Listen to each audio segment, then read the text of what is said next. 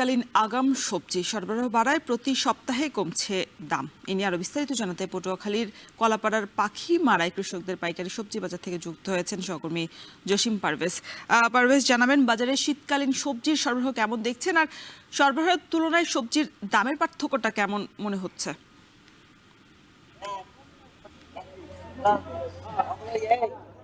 রওশন, দাম কিন্তু ধীরে ধীরে কমতে শুরু করেছে। আমি এখন দাঁড়িয়ে আছি যে এই কৃষকদের যে নিজস্ব বাজার, যেখানে কোনো খাজনা বা হাসিলের কোনো সুযোগ নেই। এখানে কৃষকরা মাঠ থেকে সবজি কেটে তাজা সবজি নিয়ে আসেন এখানে, এবং এই উপকূলীয় অঞ্চলের যে সকল এলাকার হাট বাজার রয়েছে সেখানে যে পাইকাররা রয়েছেন, শত শত পাইকার এখানে আসেন। এখান থেকে কৃষকদের কাছ থেকে সরাসরি তারা সবজি ক্রয় করে সেখানে বেচা বিক্রি করছেন তাজা সবজি। তো এখানে যে আমরা আজকে দেখেছি যে এখানে যে বরবটি বিক্রি হচ্ছে ৪৫ টাকা প্রতি কেজি।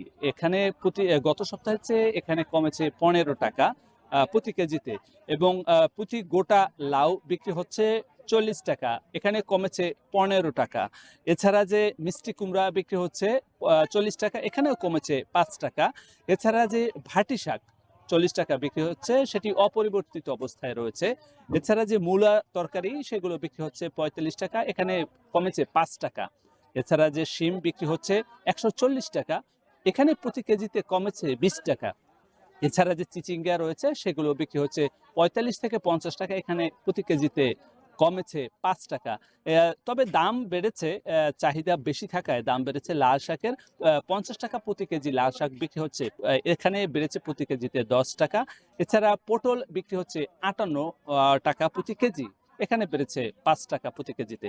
তো এখানকার যে ব্যবসায়ী রয়েছেন তারা বলেছেন যে শীতকালীন যে সবজি সেগুলো কিন্তু এই উপকূলীয় অঞ্চলে যে এই নীলগঞ্জ ইউনিয়নে এখানে শতভাগ কৃষক রয়েছে, তারা সবাই কৃষি উৎপাদন করে থাকেন। এখন উৎপাদন বাড়ার সঙ্গে সঙ্গে সরবরাহ বেড়েছে, সে কারণে দাম কমতে শুরু করেছে।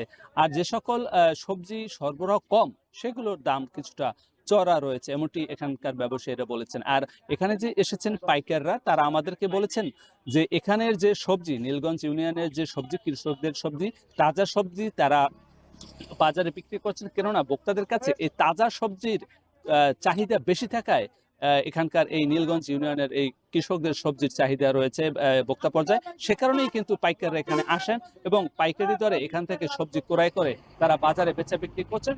সেখানে প্রতি কেজিতে তারা আরো ৫ থেকে ১০ টাকা বেশি দরে বেচা বিক্রি করছে, এমনটি আমাদেরকে নিশ্চিত করেছে পাইকাররা। এছাড়া যে খুচরা ভোক্তা রয়েছে তারাও এখানে আসেন, ক্রয় করেন, এবং এখান থেকে তারা চাহিদা পূরণ করে তারা স্বস্তি প্রকাশ করছেন। এই ছিল আমার কাছে সবশেষ।